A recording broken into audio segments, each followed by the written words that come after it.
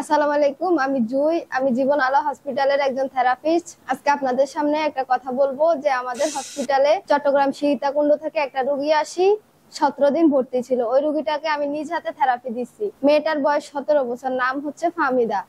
ও জন্ম থেকে প্রতিবন্ধী ছিল, কখনো হাঁটতে পারতো না, শুয়ে থাকতো, বসতে পারতো না।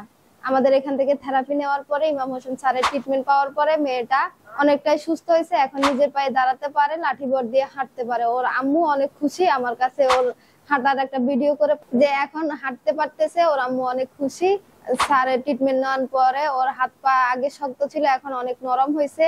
হাত পা টাইট ছিল, এটা লুজ হয়েছে, এখন হাঁটতে পারে, স্বাভাবিক মানুষের মতন হাঁটাচলা করতে পারে, খাওয়া দাওয়া করতে পারে। না, এর আগে এমন হাঁটতে পারতো না, এর আগে শুধু বসতেও পারতো না, শুধু শুয়ে থাকতো। স্যারের ট্রিটমেন্ট নেওয়ার পরে, ওষুধ খাওয়ার পরে, তারপরে আমাদের এখান থেকে 17 দিন থেরাপি নিছে। এরপরে যে বাসায় যাওয়ার পরে ও একটু একটু হাঁটার চেষ্টা করতেছে, এখন লাঠি বোর্ড দিয়ে নিজের পায়ে হাঁটতে পারে। ওর আম্মু অনেক খুশি, আমার কাছে ভিডিওটা করে পাঠায়।